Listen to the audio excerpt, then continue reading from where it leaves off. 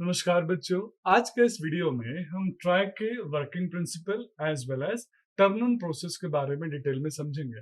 जैसे कि पिछले वीडियो में आपने ट्रैक के डिफरेंट कैरेक्टरिस्टिक्स के बारे में समझ ही लिया है, तो आइए एक एक करके हम ट्रैक कैसे टर्न ऑन करते हैं एज वेल एज गेट का यहाँ पे क्या रोल है, MT1 MT2 के क्या कंसेप्ट है, कैसे हम MT1 को पॉजिटिव और किसके रिस्पेक्ट में नेगेटिव करते हैं, positive gate triggering negative gate triggering का क्या इम्पैक्ट होता है, ये सारी चीजें हम समझते हैं।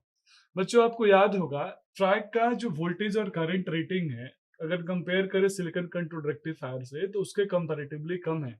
जहां सिलिकॉन कंट्रोल रेक्टिफायर की जो वोल्टेज रेटिंग 10 किलो वोल्ट थी, वहां पे ट्रैक ओनली 1200 वोल्ट के लिए यूज होता है। सिमिलरली बच्चों, जो SCR था उसकी करंट हैंडलिंग जो कैपेसिटी थी वो 3000 एम्पियर मींस 3 के थी। वहां पे ट्रैक की जो करंट हैंडलिंग कैपेसिटी है वो कम है, उसके मुकाबले बहुत कम है, अराउंड 300 एम्पियर। तो इस तरीके से बच्चों हम बोल सकते हैं कि ट्रैक का जो इंटरनल कंस्ट्रक्शन है वो स्वाभाविक है, SCR से डिफरेंट है। यहाँ पे एनोड और कैथोड टर्मिनल हमने रिमूव करके MT1 और MT2 से रिप्लेस किया है, जो कि आप इस डायग्राम में देख सकते हैं, MT1 और MT2।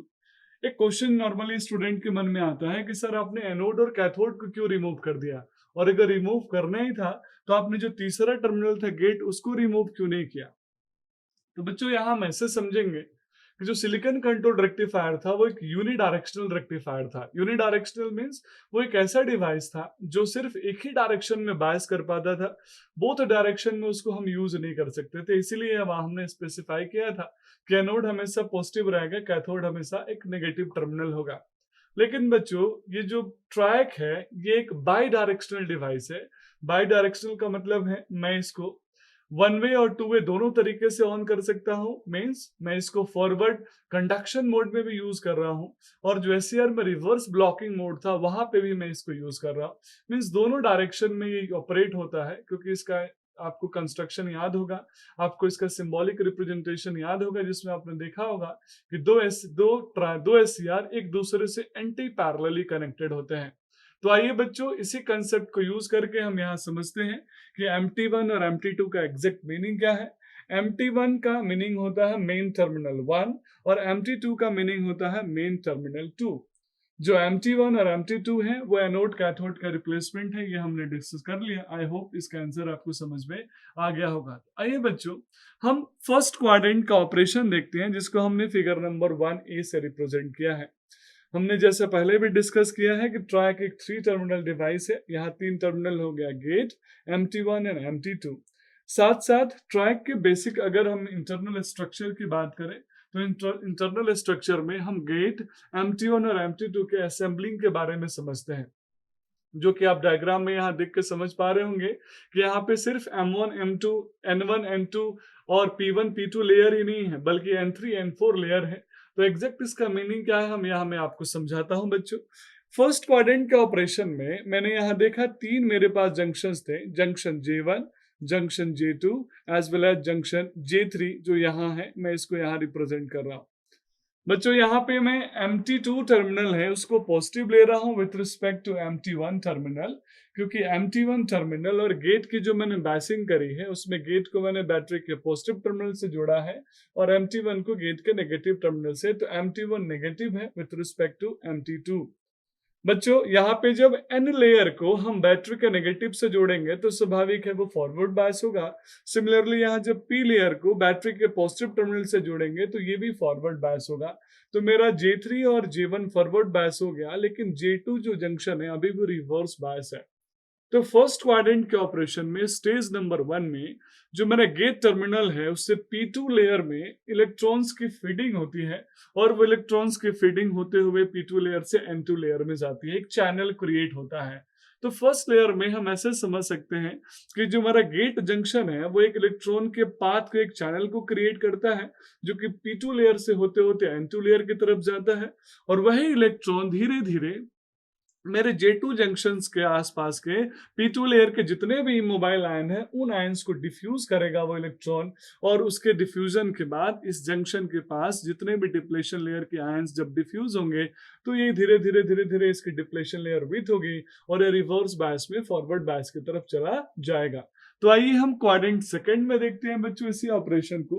क्वाड्रेंट सेकंड में मैंने क्या किया बच्चों, अभी भी MT1 जो है मेरा सेम वैसे ही नेगेटिव है और मेरा MT2 अब पॉजिटिव है। और ध्यान से देखिएगा बच्चों, MT1 नेगेटिव इसलिए है क्योंकि मैंने गेट को MT1 नेगेटिव इसलिए है क्योंकि मैंने गेट और इसके थ्रू बायसिंग किया है।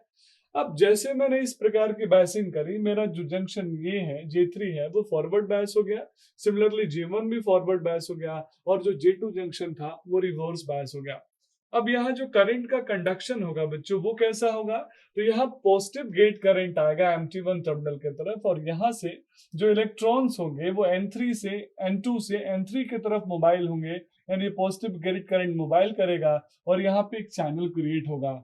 और इनिशियल कंडीशन में बच्चों जो मेरा कंडक्शन स्टार्ट होगा वो कंडक्शन स्टार्ट होगा P1 N1 से P2।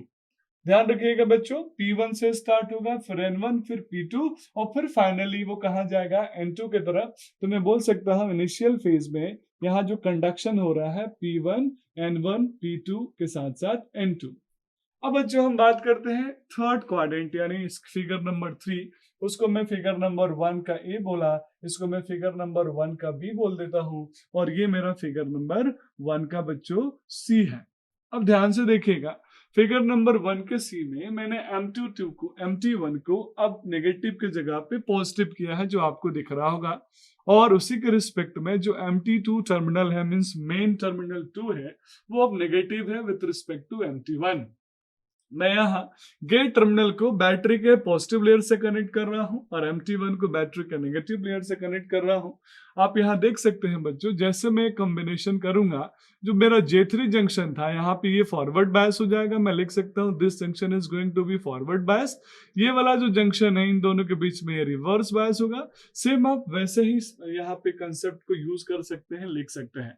अब हम काम की बात करते हैं बच्चों कि इस मेथड में यानी थर्ड क्वाड्रेंट में फिगर नंबर जो 3 जो फिगर नंबर सी है इसमें मेरा डिवाइस के अंदर कंप्लीट टर्न ऑन होता है और वो जो टर्न ऑन होता है वो इस प्रकार होगा, गेट करंट हमारा आएगा P2 लेयर के थ्रू N2 में और फाइनली मेरा कंडक्शन यहाँ से स्टार्ट होगा P2 N1 N1 P2 N1 P1 से N4। ये मेरा फाइनल कंडक्शन इस फिगर नंबर सी में दिख रहा है जिसको हम कंप्लीट टर्न ऑन प्रोसेस बोलते हैं। अब बच्चों इसके बाद का जो फोर्थ स्टेज होगा, जो फिगर मैं इसको फिगर 1 का सी बोल देता हूं बच्चों, 1 का डी बोल देता हूं। अब यहाँ पे आप देखेंगे इस पिक्चर में MT1 को मैंने पॉजिटिव रखा है और MT2 को नेगेटिव रखा है। जैसे मैंने ये किया, मेरा गेट का जो टर्मिनल है वो अभी नेगेटिव है और मेरा MT1 का टर्मिनल पॉजिटिव है इसके रिस्पेक्ट में। तो मेरा ये जो जंक्शन है फॉरवर्ड बायस, ये भी जंक्शन फॉरवर्ड बायस, लेकिन ये साथ में जो जंक्शन है वो रिवर्स बायस होगा। बच्चों यहाँ आप देख पा रहे होंगे एन लेयर है, एन लेयर को जब हमने नेगेटिव से जोड़ते हैं और पी लेयर को जब हम पॉजिटिव से जोड़ते हैं तो ये पी लेयर का जंक्शन भी फॉरवर्ड बायस हो जाएगा, एन लेयर का जंक्शन भी फॉरवर्ड बायस हो जाएगा। इस तरीके से बच्चों यहाँ मेरा कंडक्शन जो स्टार्ट होगा इनिशियली में वो होगा मेरे इस MT1 लेयर से करंट इलेक्ट्रॉन्स कहाँ जाएंगे बच्चों N3 में। यहाँ पे गेट एक पॉजिटिव गेट करंट जाके एक बैरियर बनाएगा और धीरे धीरे धीरे धीरे ये जो रिवर्स बायस जंक्शन है ये ब्रेकडाउन में चला जाएगा और मेरा डिवाइस कंप्लीटली कंडक्ट होना स्टार्ट होगा। तो बच्चों आपने यहाँ पे देखा कि मेरा गेट टर्मिनल जो कि P2 लेयर से कनेक्टेड यहाँ पे था, वही गेट टर्मिनल आप देख रहे हैं यहाँ N3 लेयर से कनेक्टेड था। सिमिलरली बच्चों जो मेरा MT1 था यहाँ N2 लेयर से कनेक्टेड था और वही मेरा इस P2 लेयर से भी कनेक्टेड था। तो ये कॉम्बिनेशन आप स्कीमेटिक डायग्राम में आसानी से किसी भी बुक को रिफर करके देख सकते हैं, जो एक 3D मॉडल है, क्यूबिक मॉडल है कि कौन सा टर्मिनल किस डिवाइस से कनेक्टेड है। तो बच्चों यहाँ हमने ट्रैक के working as well as different stages में टर्न ऑन मेथड्स के बारे में पढ़ा है। चलिए बच्चों वीडियो को यहीं एंड करते हैं और अगले वीडियो में इसी कंसेप्ट को यूज करके ट्रैक के IV कैरेक्टरिस्टिक्स के बारे में हम समझेंगे। That's all about this video. Thank you so much.